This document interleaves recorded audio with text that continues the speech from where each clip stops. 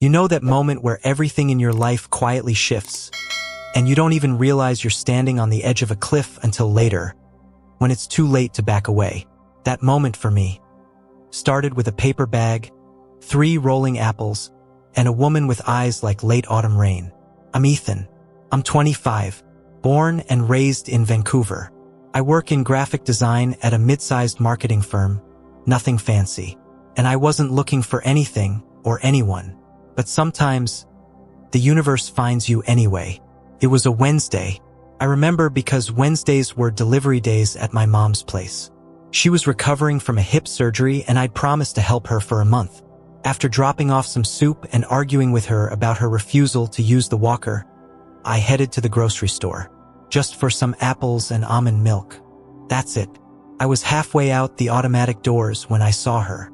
She looked like someone caught between storms.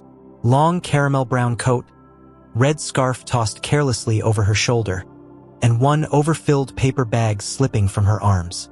3 apples hit the pavement and rolled toward my feet. I caught 2. She chased the 3rd. We both laughed briefly, just a shared moment. You know, the kind that evaporates the second it forms. But then I looked at her, and she looked at me.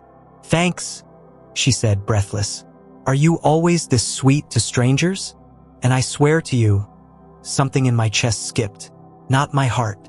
Something deeper, older, like I'd met her before, somewhere I couldn't remember. I smiled.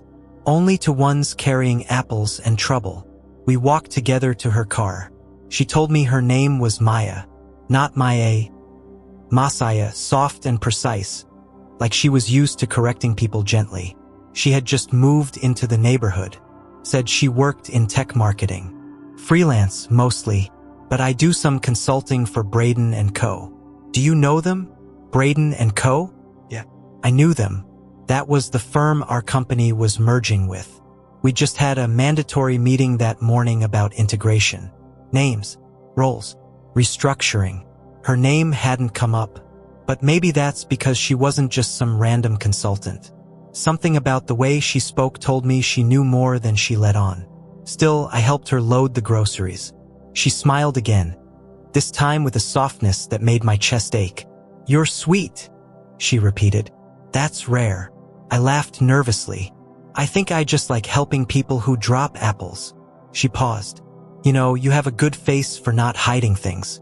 That's rare too." Then she got into her car and drove off. I didn't sleep much that night. I kept replaying our conversation. The way her fingers brushed mine when she took the bags. Her voice. Her smell, fresh pine and something like bergamot. The next morning at work, I was pouring coffee in the break room when my manager Mark walked in. "We've got someone coming in from Braden & Co. today. Big one. They're consulting on the creative realignment." I didn't think anything of it until I saw her. Maya. Same caramel coat. Same red scarf. And that same stormy calm. She didn't see me right away. She was shaking hands, laughing with Mark. And then, she locked eyes with me. No flicker of recognition, just cold professionalism. I blinked. Had I imagined everything? That laugh? That softness? Later that afternoon, I caught her alone in the hallway outside the design bullpen. "I didn't know you worked with Braden," I said casually. She turned, smooth and unreadable. "And I didn't know you worked here," she said, equally neutral. "But I suppose now we both do." Then she walked past me. No warmth, no softness, just ice. The days that followed were strange. She was everywhere. Meetings, review boards, strategy calls, and always distant, focused, brilliant, yes, but guarded like someone who'd built walls not out of stone, but out of memory. Still, every now and then, when no one was watching, I'd catch her looking at me, just for a second too long. And one night, after a late meeting, she walked past my desk and slipped a sticky note onto my keyboard. 2 words. "Don't trust Mark." That was it. No explanation, no context. And when I looked up, she was gone. I didn't sleep that night either. Because here's the thing, Mark, our manager, was the golden boy. Polished, charming on every board. But I had seen things, late invoices, Strange adjustments to project files. Budget approvals that didn't feel right. I never said anything. Never thought it mattered. But now Maya had cracked something open. Who was she? Why did she warn me? And why did it feel like the woman I met outside the grocery store was someone entirely different than the one I saw in the boardroom? I needed answers, and I wasn't going to wait for them anymore. That Friday I followed her. Not far, just across the street after work. She didn't notice, or maybe she did. She ducked into a corner cafe, sat in the far back, opened her laptop and began typing furiously. I waited 20 minutes, then walked in. She didn't flinch when she saw me. She just closed her laptop and stared. "You followed me," she said quietly. I had to. She didn't speak, so I sat across from her. "Who are you, Maya?" She leaned forward, and what she said next changed everything. She looked me in the eyes like she was weighing whether I was a threat or maybe a risk she was willing to take. "I'm not who you think I am," Maya said softly, "and neither is Mark." Her voice was steady, but beneath it, I sensed a tremor, like she was holding back a storm. I took a breath. "Then who are you? And what do you want from me?" She hesitated, then pulled a small USB drive from her coat pocket. "This," she said, sliding it across the table, "is everything. Evidence of the things Mark's been covering up. Fraud, sabotage, things that could destroy careers. And maybe more." My heart pounded. I glanced around the cafe. Nobody was paying attention, but suddenly, the whole world felt heavy. I picked up the drive. "Why give this to me?" Maya's eyes softened for a moment. The softness I thought was gone. "Because you're honest. Because you don't belong in this game. And because I think you might be the only one I can trust." The next few days blurred.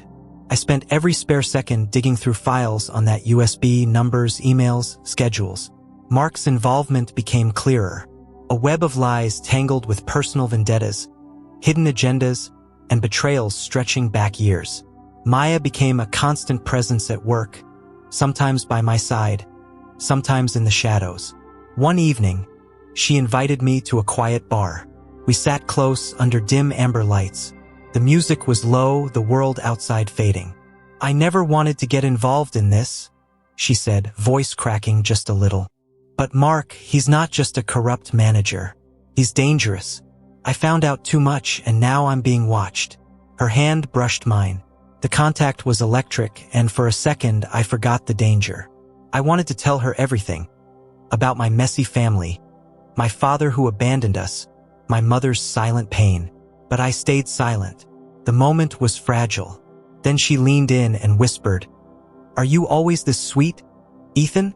Or just to those carrying apples?" I smiled, but my mind raced, because I was falling for her, hard and fast. And falling meant risking everything. Workdays became a minefield. Mark's presence loomed larger. Meetings grew tense. Whispers followed me. One afternoon, I found an envelope slipped under my office door. Inside, a photo of Maya leaving the cafe, with a man I didn't recognize. And a note, written in sharp letters, "Stay out of this, or else." My chest tightened. I wanted to believe Maya was clean, but doubt crept in. I confronted her that night. "Who was that man? What aren't you telling me?" She looked hurt, almost betrayed. "That was my brother," she confessed. "He's complicated, and I'm trying to keep him out of this mess." I wanted to say, "I'm here. You don't have to carry it alone." But the words stuck. Instead, I reached for her hand and held it like I was holding on for dear life. But then came the breaking point. Mark called an emergency meeting. He accused Maya of sabotage, said she was planting false evidence. Everyone looked at her like she was a criminal. I saw Maya's face, a mask of calm, but I knew it was cracking. And I realized this wasn't just about office politics. It was war. I stood up. "Mark, she's telling the truth. You're hiding something." He sneered. "Prove it."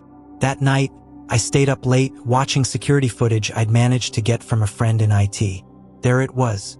Mark, sneaking into Maya's office planting files. And me, caught on camera walking away with that USB. I was in deeper than I thought. The next morning, Maya was gone. No note, no warning, just an empty chair, and a voicemail on my phone. Her voice, trembling. "Ethan, if you want to stay alive, don't follow me." I'm sitting here now, replaying her words over and over. Who was she really? Why did I trust her so blindly? And more importantly, what am I supposed to do next? Her voicemail echoed in my mind like a pulse. Urgent, fragile, and haunting. "If you want to stay alive, don't follow me." But how do you walk away from someone who's become your tether in a storm you barely understand? I didn't know where she'd gone. No calls, no messages. Just the ghost of her presence hanging over the office. The empty chair mocking me every time I passed it. Days turned into restless nights. I was caught in a loop of memory and fear. What I knew, what I felt, and what I couldn't see. It was a rainy Saturday when my phone buzzed with a message from an unknown number. "Meet me at the pier. Midnight. Alone." The city felt different in the rain. Sharper, colder, more uncertain. I arrived early, heart pounding louder than the waves crashing below. And then I saw her, Maya, soaked, tired, but alive. Her eyes held the same storm, but beneath it, a glimmer of hope. She pulled me close, whispering, "They're watching everyone now. Mark isn't just a manager, he's connected to people who don't play fair." I had to disappear. I looked into her eyes and saw everything. Fear, courage, longing.